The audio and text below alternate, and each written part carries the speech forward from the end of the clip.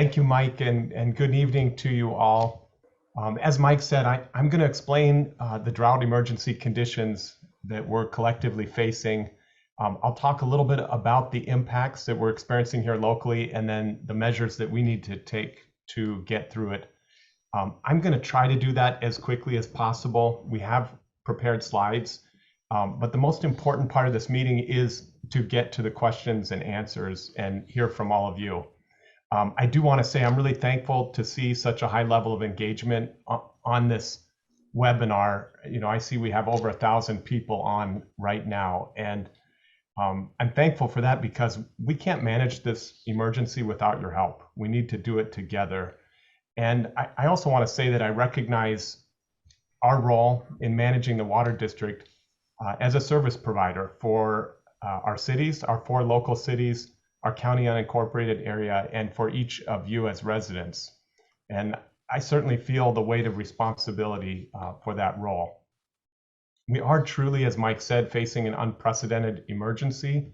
We're in uncharted territory, and the decisions and the choices that we make today, tomorrow, and the next day, they have real impacts for how we fare later this year, and specifically in terms of the possibility of an altogether ban on outdoor watering. And that's really serious, and that's something that we want to prevent. So let me start by giving some highlights about the statewide drought and where we are and how we got here. So we're in the 3rd year of drought. This drought is on the heels of a historic drought that was 2012 to 2016. The chart you see here shows California, and it shows the portions of California that are in different categories of drought. What I'll note is that 95% of California right now is either in severe or extreme drought, and that's the red and orange areas. We've also seen the driest 3-month stretch in history, January, February, and March, which is the time when most of our water falls in the form of rain and snow in California happens, and it didn't happen this year. We had the driest 3-year period. So we're seeing below average snowpack, higher temperatures, and the big kicker is that we are not seeing snow melt, result in runoff that replenishes our reservoirs. Next slide. So to understand California water, you really have to start with where do we get our water and what are the major sources. This map shows our challenge in California water, and that is that most of the state's people, 2/3, live in the southern part of the state, and 2/3 of our water in the state falls in the north. And so we have to move water long distances to reach our community. Our region, which is, if you just back up for a sec, Mike, is marked by that star there. We get almost all of our water from the State Water Project, and that's shown in red through the California Aqueduct. It comes 400 miles. That is one of the major sources of water for Southern California. The other major source is the Colorado River Aqueduct, and that's shown in green coming from the east to the west. We are challenged here in that we don't have local drinking water. And so we depend almost entirely on imported water for our drinking needs. And most of it is sourced from the State Water Project, which is the source that's most severely impacted right now. So here, what you see is a chart. We call this the 8-station index. It measures the amount of precipitation in the Northern Sierra, which is most important for our water supply through the State Water Project and to our area. What you'll see is the lowest trend line there. It depicts 1976 and 1977. Generally, we call that the drought of record. It was the most severe drought that we experienced and the drought that we generally plan in the future for. What you'll see above that is 2021, 2019 and 2020, and then where we currently are. So you'll see our 3 dry years, all of which are well below average. When you put that together and the fact that those 3 years being below average, it actually is more severe than the shorter drought of 1976 and 1977. Next slide, Mike. So as water agencies, we plan for drought, and this is part of our job. We have what we call a water shortage contingency plan. And actually the chart on the left sort of is a graphical depiction of that plan. And the plan works in stages. And as conditions worsen, we escalate from stage to stage. We've actually been triggering that plan and activating it for a year now, going back to June 15th of 2021, where our board declared a stage 1 water shortage alert, and we began messaging about drought.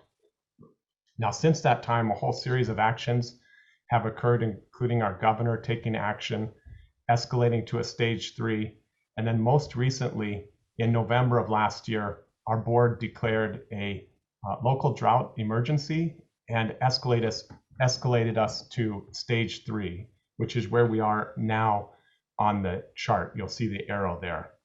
There is one more stage above this, stage 4, and that's a critical water shortage emergency and where there is no outdoor irrigation. And that's exactly what we're trying to prevent right now. Next slide. So some of the more recent actions, we have modified a whole variety of our water use policies and budgets in order to conserve water.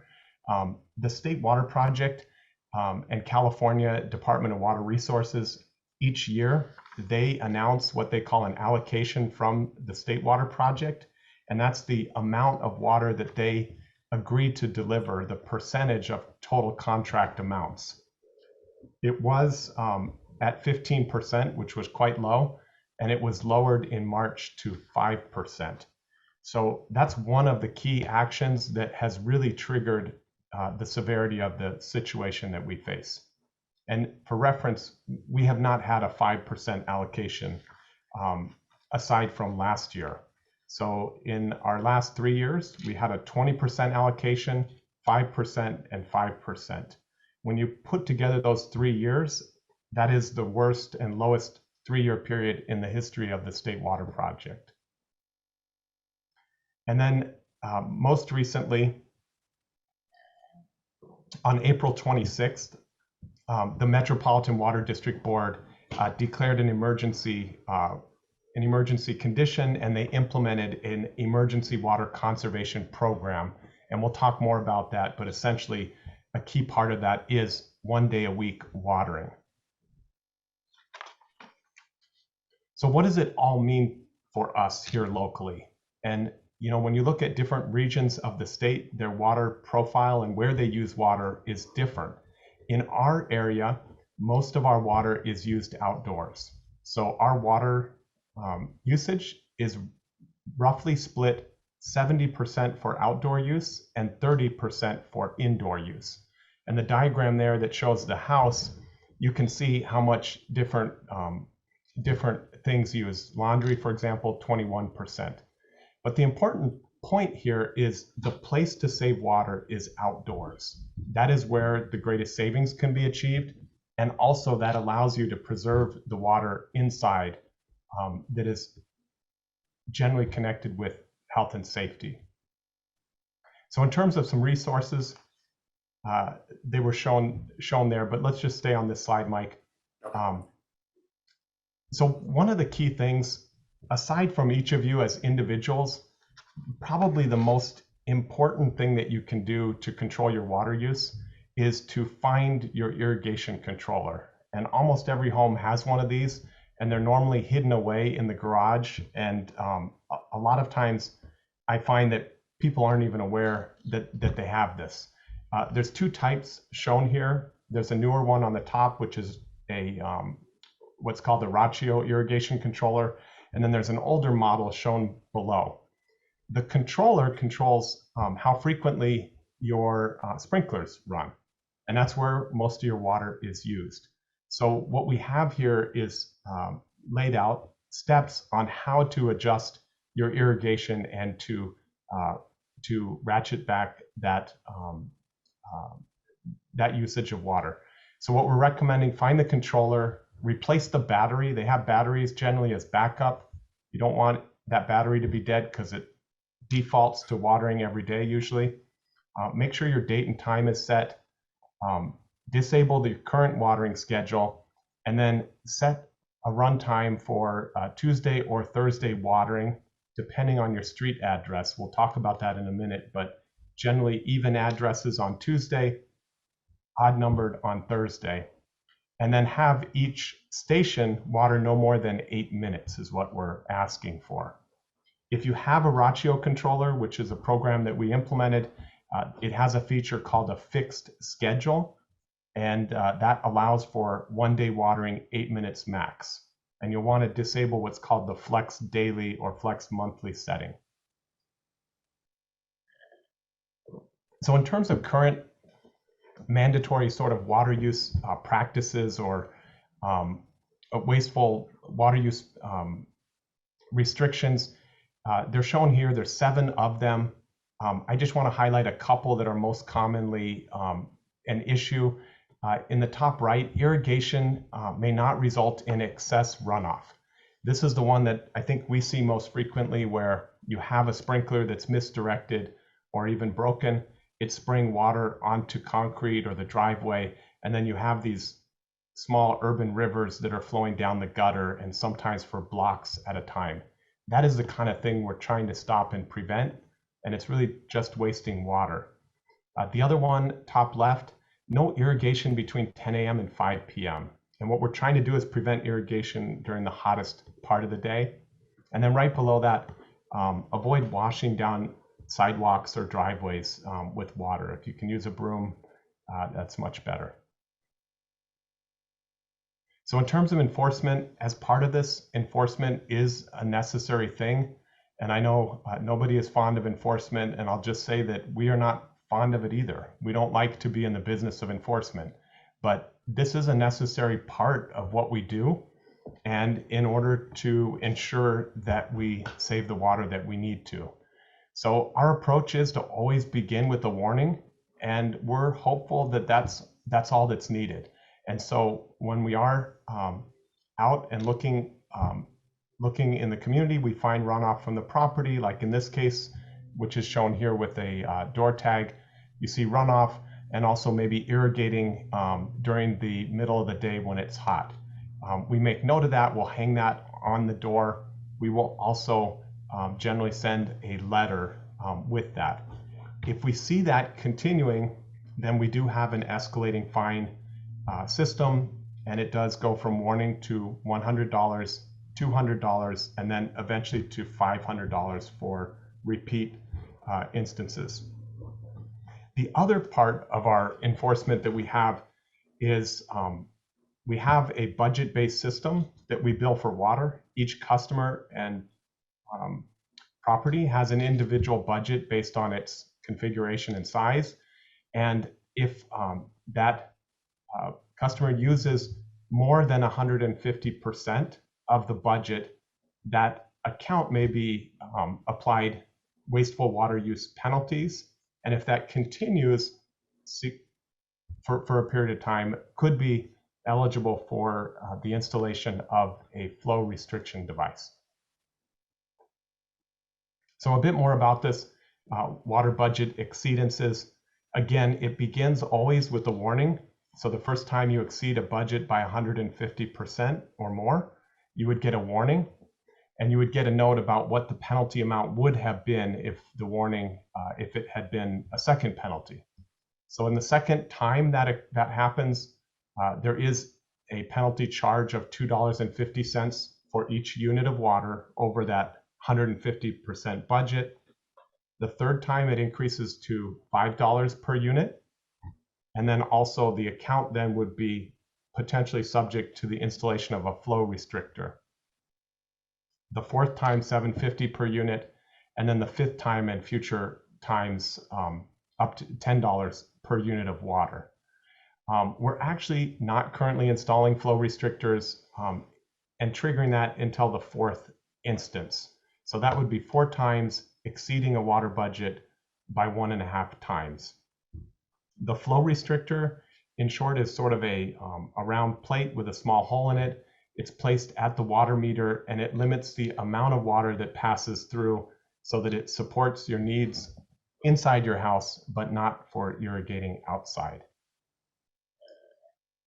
So a lot of you have asked about enforcement and how many of these exceedances, how many notices have we sent?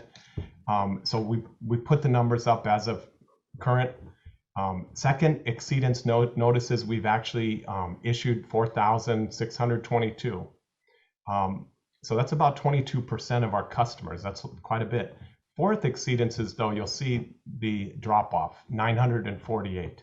So what we're seeing is with those exceedance notices, people are responding. You've got there on the right a picture of sort of an example of water wasting where we have a sprinkler that's spraying out onto the street. In terms of wasteful water use fines, only 4. So generally what we're seeing if we send the warning or the notice that people correct it and actually don't have a follow-up with the fine. And then in terms of flow restriction devices, we have not as of yet implemented or used any for this purpose, but we have sent a batch of notices, and we do anticipate that would begin before the end of this month. So the Metropolitan Program, I mentioned earlier we'd come back to this. It was adopted on April 26th by the Metropolitan Board. There are 2 ways to comply with it, and this is a requirement of us as a member agency of Metropolitan. This is not a choice. So we are required to implement one of 2 options or pathways. The one that we are recommending is 1 day a week watering, and that allows for us to have essentially the indoor needs for all of our customers, plus the water that's needed for 1 day a week irrigation for 8 minutes. The second option or pathway that they offered is what's called a volumetric limit, and this provides 81 gallons per person per day for indoor and outdoor needs. Now, from a management standpoint, it sounds like the volumetric approach might be preferable. And in some ways, it allows you to manage your water how you like. The problem is the 81 gallons per person per day is just completely too low for us to make it work. And I'll kind of show how that.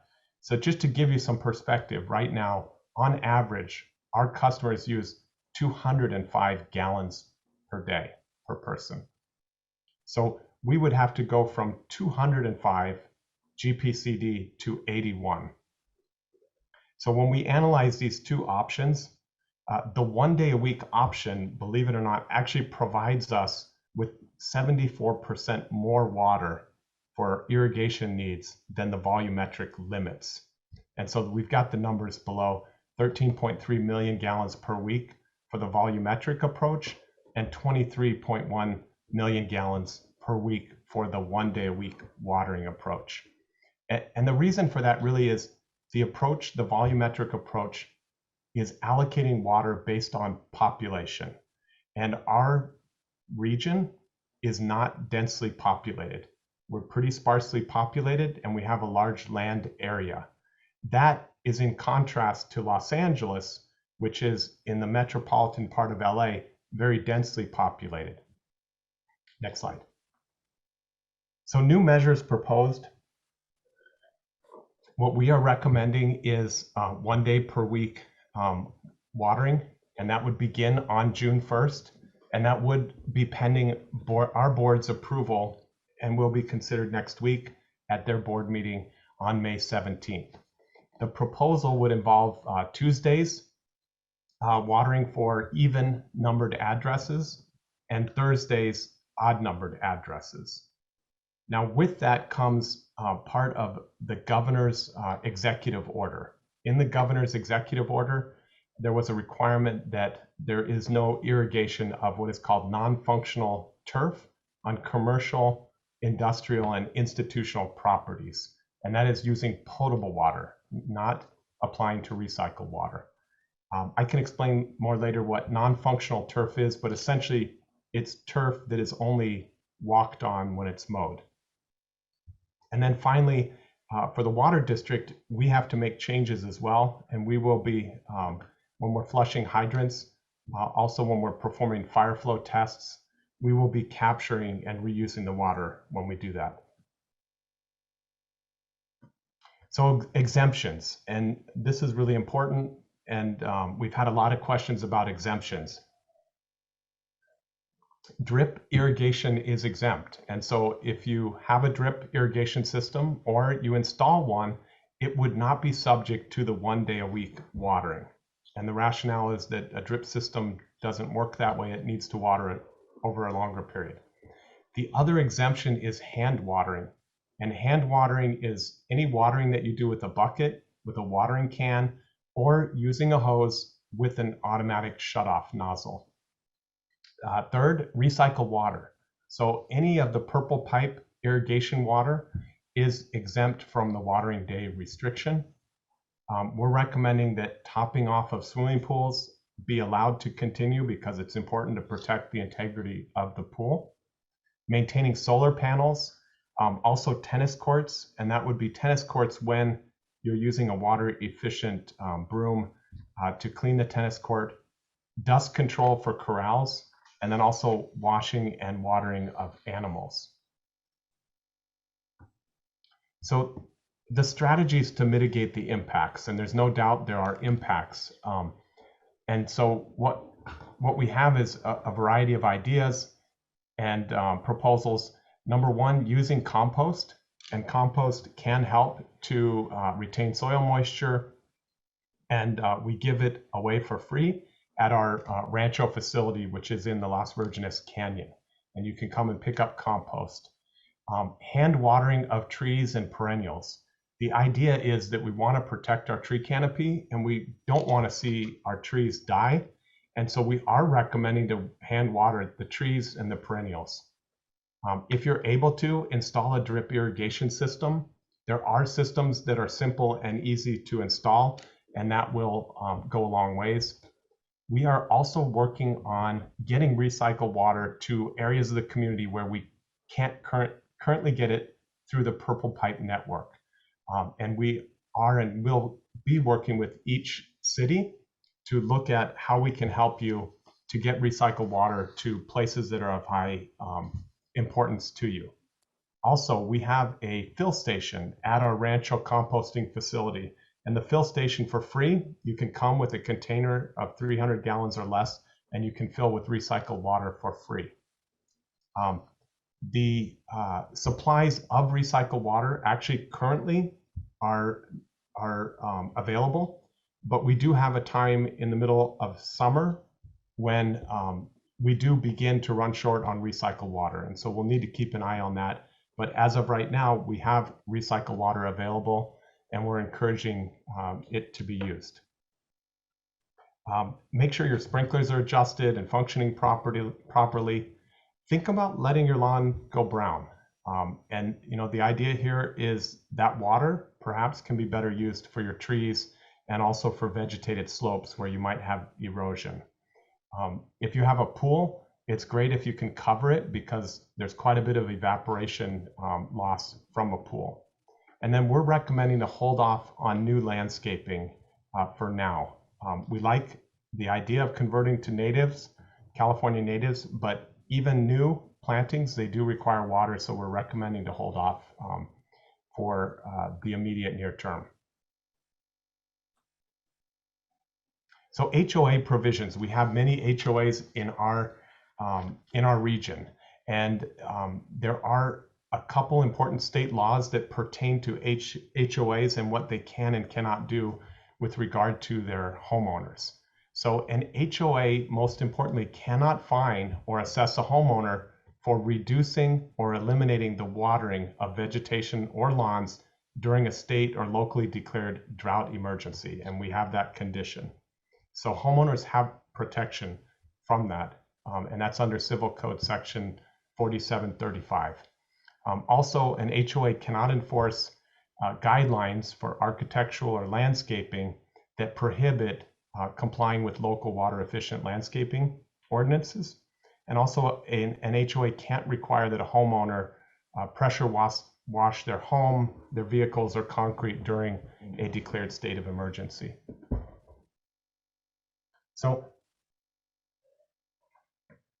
the bottom line and sort of the summary here is that we're experiencing a local, regional, and even a state declared water emergency. We're especially impacted here because we're nearly 100% dependent on imported water supplies for our drinking. Our water conservation, unfortunately, is falling short of targets. And we are seeing savings. We did see that in January and February, but they're not at the level that we need. And further, in March, what we saw is an uptick in water demand. Now, a lot of that was due to higher temperatures in March, but nonetheless, we are using more water than we did in 2020, which is sort of the comparison year. The district needs to implement enforcement of outdoor watering restrictions. We have already, through our water budget system, reduced those budgets by 50%. We're recommending to our board to adopt a 1 day a week watering restriction. That would begin on June 1st, and that would comply with Metropolitan's Emergency Water Conservation Program. And I'll just say that the watering restrictions that we're facing and proposing as we enter the hottest part of the year in the summer are unprecedented. And yet the lack of our response, it could result in more severe consequences. And that's up to and including a complete and altogether ban on outdoor watering. And based on projections by Metropolitan, that could happen as early as September 1st. Our goal is really to forestall that and to prevent it. The other thing is drought. We're still in drought, and this drought could continue into next year. And so we need to prepare for that possibility that we could have not a 3-year drought, but a 4-year drought or even longer. And last, I'll just say that we're all in this together, and we really need everybody's help to respond. So to that end, we do have an anonymous reporting for Stop the Waste.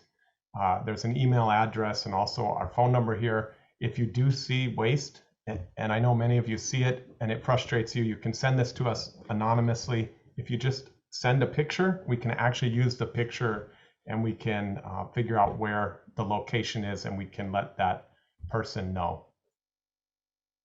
And then last slide, we do have a variety of resources available that can help you.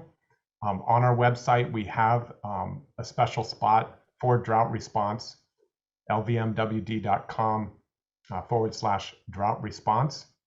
If all of our customers are eligible to register for what we call the Water Smart portal, where you can actually monitor your water usage on your smartphone. And then for your water budget and for appeals of penalties, there's a web link there that you can access.